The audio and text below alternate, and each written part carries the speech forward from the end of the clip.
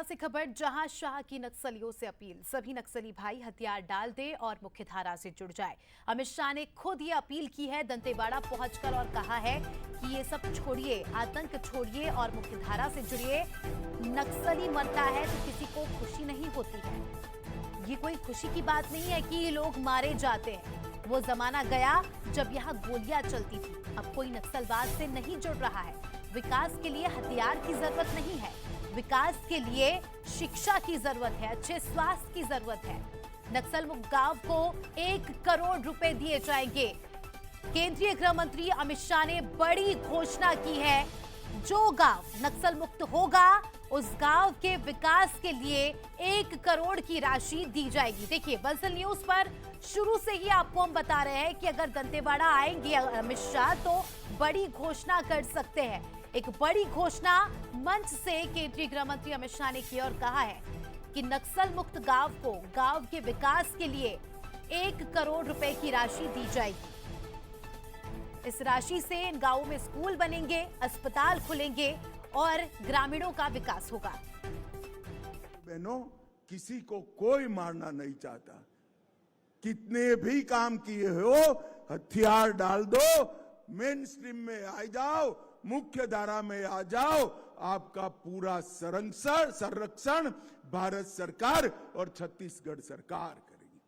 मगर अब आप हथियार उठाकर पूरे बस्तर को बैन कर बांध में लेकर आदिवासी भाइयों बहनों का विकास नहीं रोक सकते।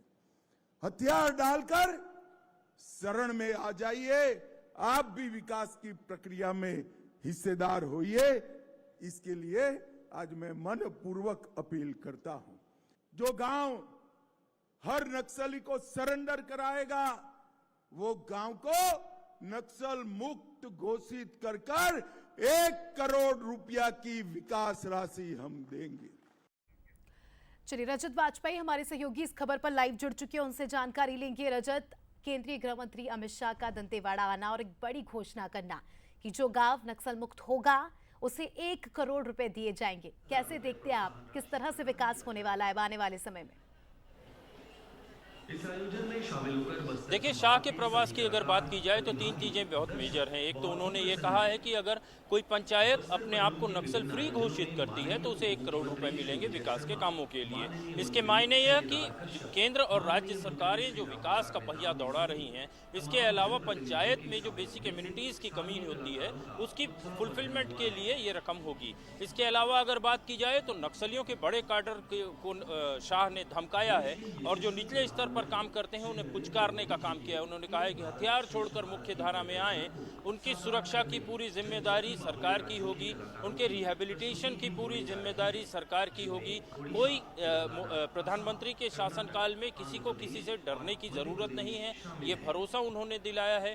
इसके अलावा अगर बात की जाए तो कांग्रेस को कोसते हुए उन्होंने कहा कि बस्तर के लोगों को उनके हाल पर छोड़ दिया गया था और प्रधानमंत्री बस्तर के विकास को लेकर कमिटेड हैं। अब तक केवल अमित शाह की ही बात हो रही थी, लेकिन इस बार उन्होंने सीधे तौर पर प्रधानमंत्री को भी इन्वॉल्व करते हुए उनकी तरफ से एक कमिटमेंट जाहिर करने की कोशिश की है कि प्रधानमंत्री बस्तर के विकास को लेकर कमिटेड है और इसके लिए अब जो अब तक बस्तर को नहीं मिला है वो केवल 5 सालों में वो बस्तर को देना चाहते हैं, जो बस्तर का हक है।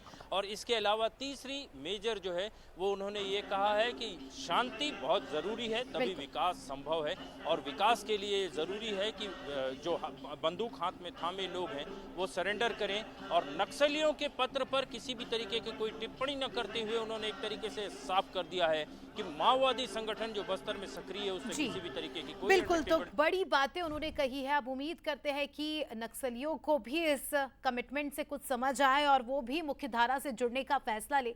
शुक्रिया आपका जुड़ने के लिए और जानकारी के लिए।